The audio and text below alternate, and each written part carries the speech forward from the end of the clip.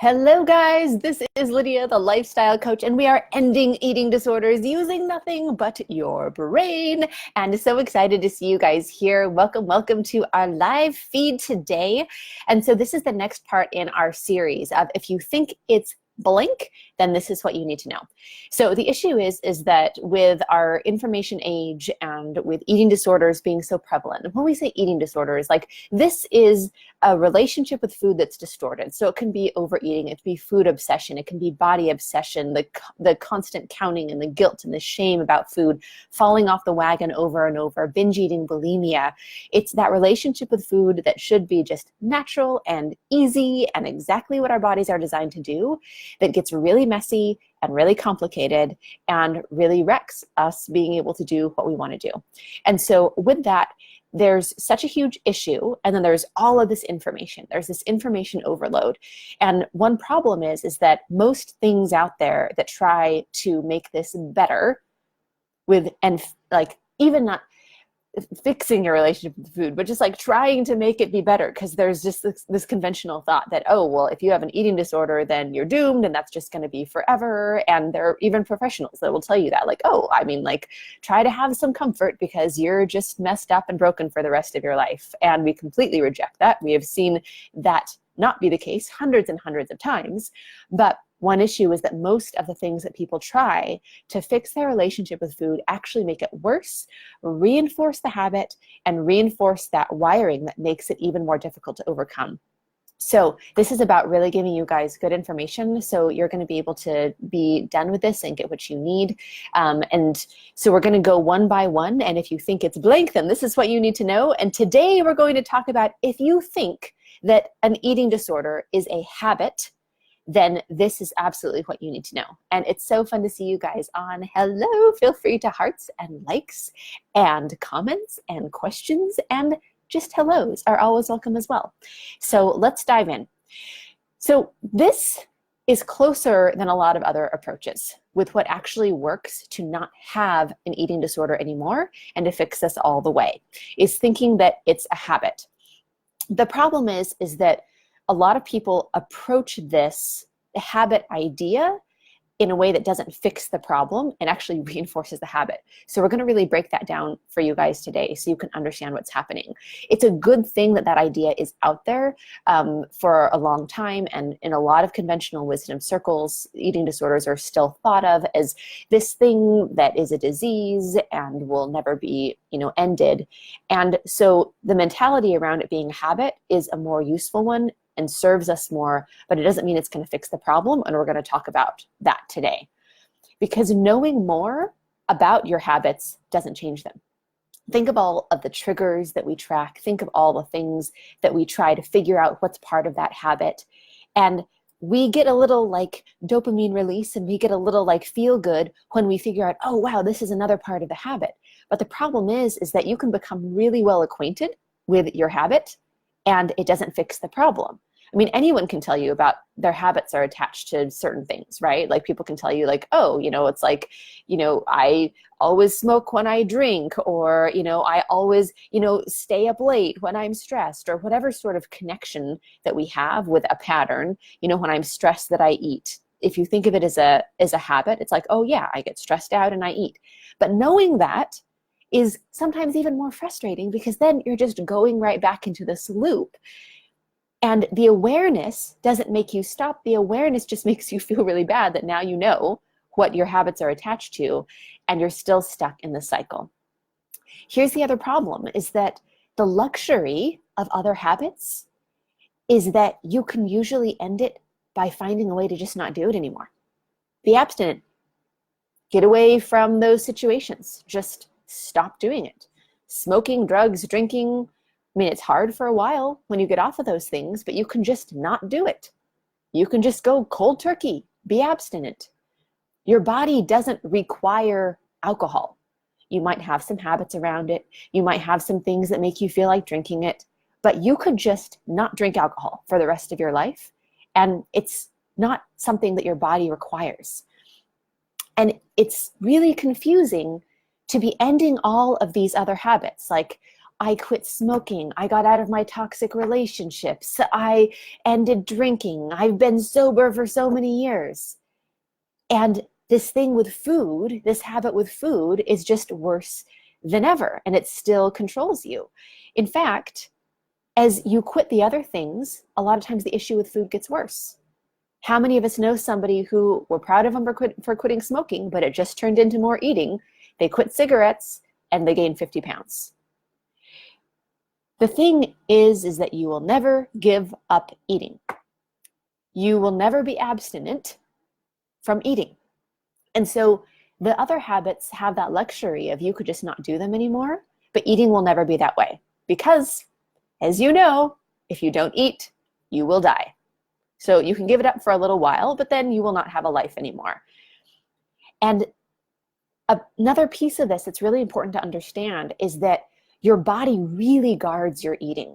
I mean, we have programmed in us from like our genetics, from like many, many, many generations, that survival of eating is so important. And your body guards that.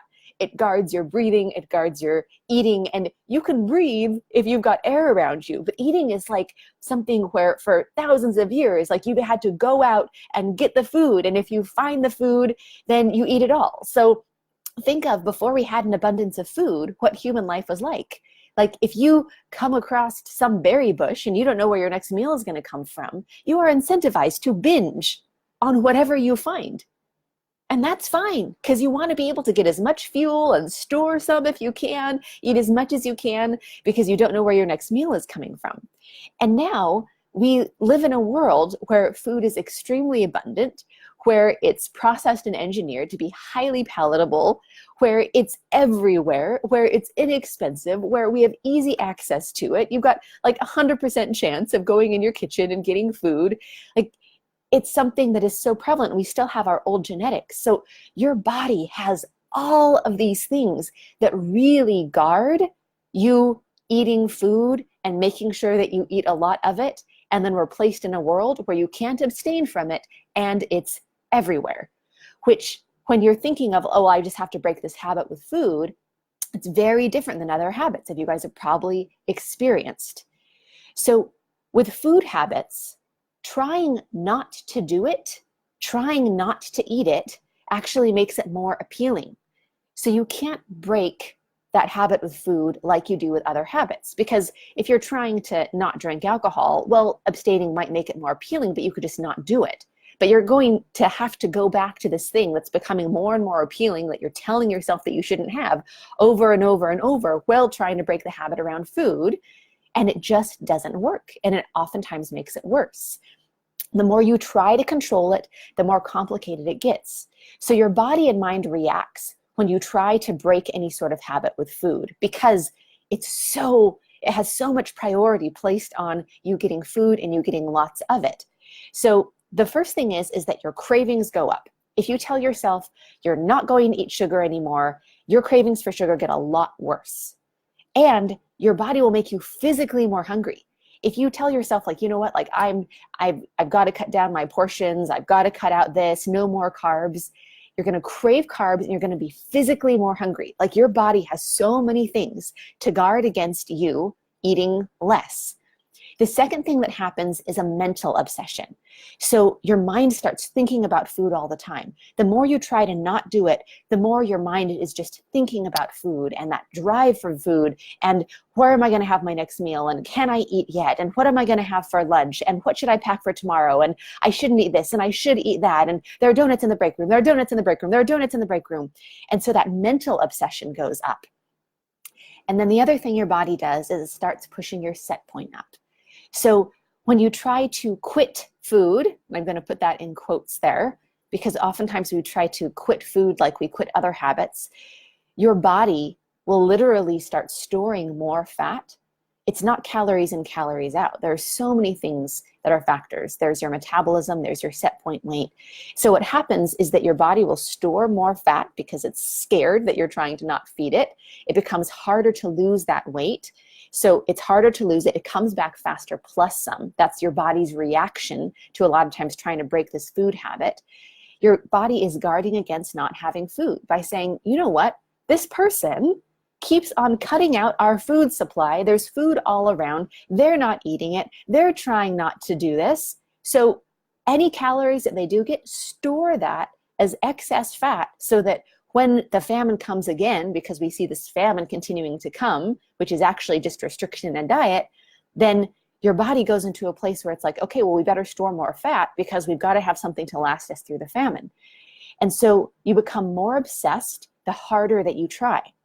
So if you're approaching this through, I have a habit with food that I have to quit, then you're going to see all of these things come up for you. And it gets harder and harder to actually do that. So here's what you need to know if you think that it's a habit that you have to quit. You've got to know that quitting the food habit is going to push all of those buttons. You've got to break the habit at a thought level. That's what we mean by ending eating disorders using nothing but your brain. You're always with your thoughts. You're always with your brain. That's not dependent on any sort of circumstances. And you've got to break it at the thought level.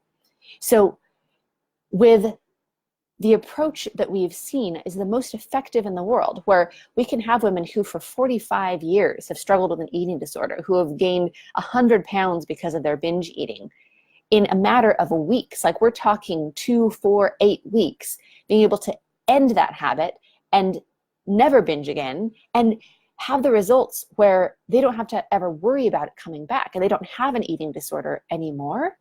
It is because we end that habit at the thought level, and then you're free. It's when your desires change. It's when you don't want to do those things anymore because you don't have an eating disorder anymore.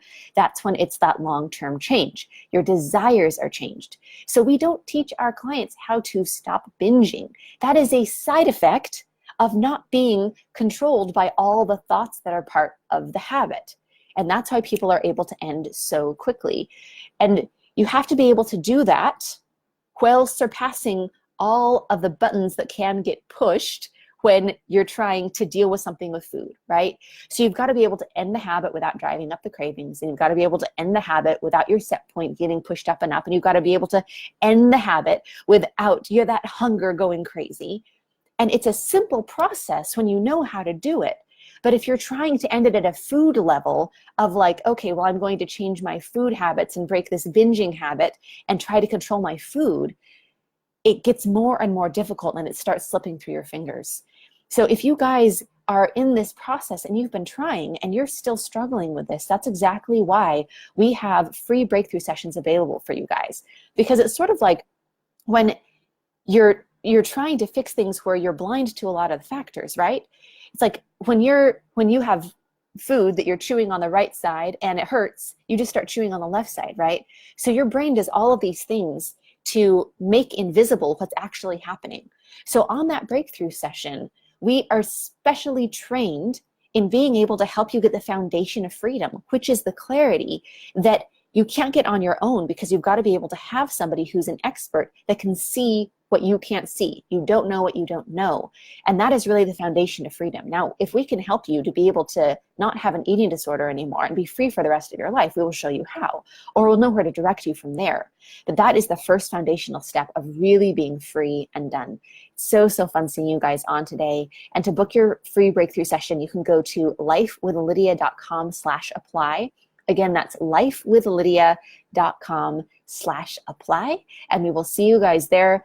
We oftentimes get booked up. We might have a couple of spots still available. So if you pop in right now, snag a spot right away, set aside that time, show up for you, and we're happy to help you with that foundational step. So this is Lydia, the lifestyle coach, signing off. Mwah. Bye, guys.